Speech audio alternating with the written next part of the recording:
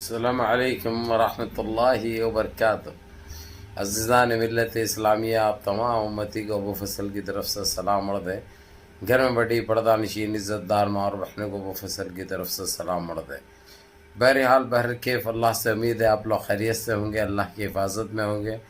ان ملونوں کی ملامت سے، ان فرقہ پرستوں کی فرقہ پرستی سے، ان درندوں کی درندگی سے، ان مابلنچروں کے مابلنچنگ سے، ان بلاتکاروں کی بلاتکاری سے، ان دہشت گردوں کی دہشت گردی سے محفوظ ہوں گے۔ اللہ آپ لوگوں کو اپنے حفظ امان میں رکھے، اللہ اپنی حفاظت میں رکھے، اللہ ہر آبا سے ہر شر سے محفوظ رکھے۔ بہرحال بہرکیف میرے عزیز دوستوں، میرے بھائیوں، دیش کے حالات سے بھی آپ لوگ واقف ہیں اور دیش کے باہر کے حالات سے بھی آپ لوگ بجا واقف ہیں، لیکن یہ آپ کا بھائی آپ کو دیش کی ہی خبر سناؤں گا۔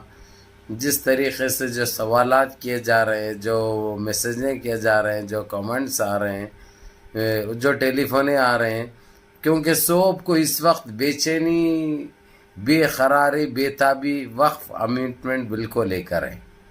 جس طریقے سے ہمارے سپریم کورٹ میں تو ہم کو بہت بڑی کامیابی نصیب ہوئی، حالانکہ ہمارے بھائی اور بہنیں ابھی بھی پروٹیسٹ کر رہے ہیں، پرامن احتجاج کر رہے ہیں۔ یہ سرکار کی کوتاہیوں کو، سرکار کی ناکامیوں کو، سرکار کی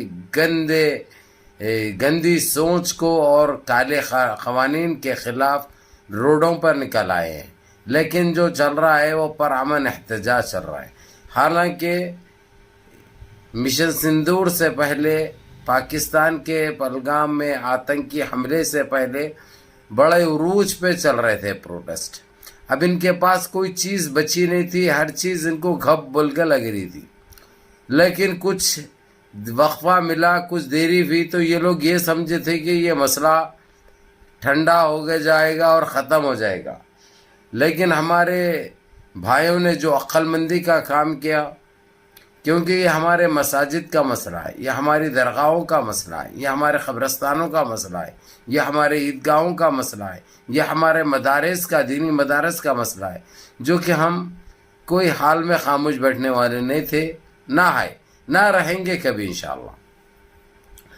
بہرحال کچھ ہمارے بھائیوں نے، خاص کر مسلم پرسنل لا بورڈ اور بیرسٹر اسدالدین اویسی، کورٹ تک، سپریم کورٹ تک پہنچے۔ سپریم کورٹ نے تو پہلے ہی دن ایسا لگا کہ فیصلہ ججمنٹ دے دے گی اور یہ ہمارے ہاتھ میں پھر دوبارہ آ جائے گا وقف امینڈمنٹ بل کو لے کر۔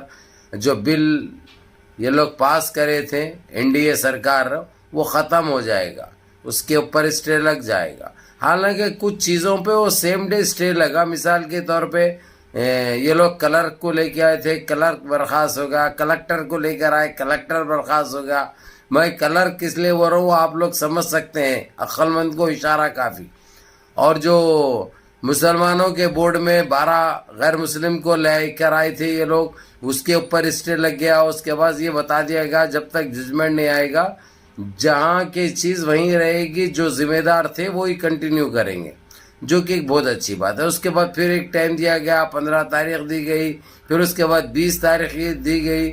20 تاریخ کے دن تو جو ہے سو زبردست چالو ہوا۔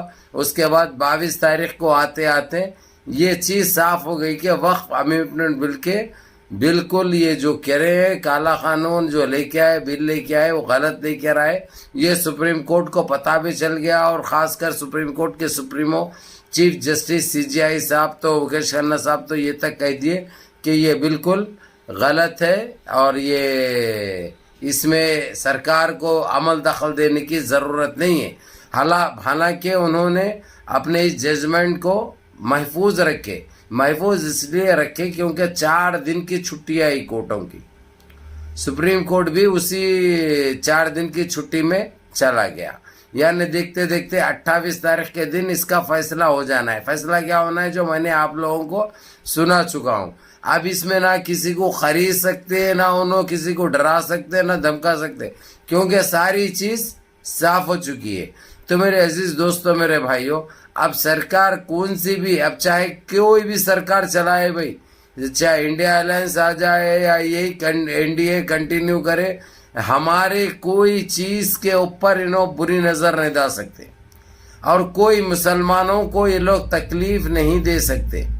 یہ ساری چیزیں صاف ہو گئی. اگرچہ یہ لوگ کریں گے تو ان کو پتہ چل چکا ہے مسلمان خاموش ضرور رہتے, شانتی ضرور چاہتے, صبر تحمل کا کام ضرور کرتے, لیکن جب ہمارے مساجد اور ہمارے اسلام کی بات آ جاتی, ہمارے پراپرٹیز وقف پراپرٹیز کی بات آ جاتی, حالانکہ ہم ہمارے گھریں اجڑتے دیکھے ہم پھر بھی برداشت کرے, ہمارے دکانیں اجڑتے دیکھے ہم نے پھر بھی برداشت کیا, لیکن مساجد کا, قبرستانوں کا, عیدگاہوں کا اور درگاہوں کا جو مسئلہ آ جاتا ہے وہاں پہ دنیا کا کوئی مسلمان خاموش نہیں بیٹھتا.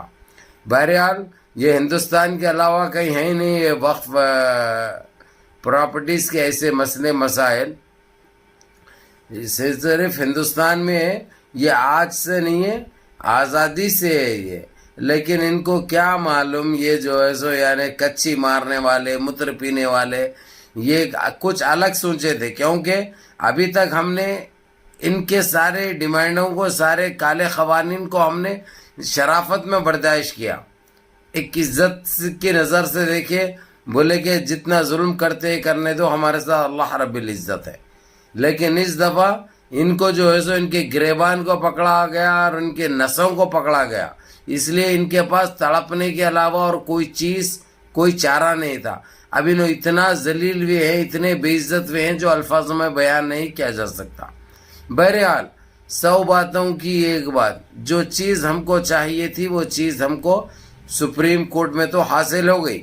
بھلا جو ہے سو ججمنٹ 28 تاریخ کو دیں گے کیونکہ چھٹیاں رہنے کی وجہ سے, اور وہ بھی اسی لیے کیونکہ وہ ہالیڈیز ہیں وہاں پہ, اسی لیے روکا گیا ہے. اب ان کو بڑی جو ان کے سرکاری وکیل تھے, منہ سکا لے کے, منہ چھوٹا کر لے کے, ذلیل ہو کے, رسوا ہو کے کورٹ سے نکل گئے انہوں. اب ان کے پاس کوئی چیز تھی نہیں, کیونکہ انہوں جو بھی بات کر رہے ہیں ہمارے وکیلوں کو جواب دینے کی ضرورت نہیں ہے. سپریم کورٹ کے سپریمو CJI خود معقول جواب دیتے گئے اس کو. اب وہ کیا بات کریں گے, کچھ بات کرنے کی گنجائش نہیں رہا. یعنی آپ لوگوں کو یہ بتا دوں میں, جو وقف امینڈمنٹ بل کو انہوں لے کر آئے تھے, جو پاس کرے تھے, وہ تو اسٹے لگ جائے گا, اور دوسری چیز وہی چلتا رہے گا جو ابھی تک چلتے ہوئے آیا وقف پراپرٹیز کے لیے. لیکن یہ وقف کے ذمہ داروں سے ایک میری التجا ہے, یہ ایسا مت رکھو تاکہ دوسروں کی نیت ایسے ہی خراب ہوتی رہے گی, ایسے ہی دل ان کا خراب ہوتے رہے گا, نیت خراب ہوتے رہے گی, دیدوں میں میل آتا جائے گا. آپ غریب غربا میں چاہے 50 گز کا کیوں نہ ہو, وہ غریبوں میں تقسیم کرو, ضرورت مندوں میں تقسیم کرو, تاکہ وہ لوگ اس 50 گز پہ ہی بنا لے اور عمر بھر آپ لوگوں کو دعا دیتے رہے. کیونکہ یہ پراپرٹیز کوئی آپ لوگوں کی بھی نہیں ہے, یہ اللہ کے نام سے وقف کی گئی ہے, اسی لیے کام ان کا حق بنتا ہے غریب غربا کا. بہرحال منظم رہیے, متحد رہیے, اپنی صفوں میں اتحاد برقرار رکھیے, نمازوں کی پابندی کریے, ماں باپ کی خدمت کریے, بڑوں کے احکام پہ عمل کریے, اور اپنے اس بھائی کو بھی دعاؤں میں یاد رکھیے. السلام علیکم ورحمۃ اللہ وبرکاتہ.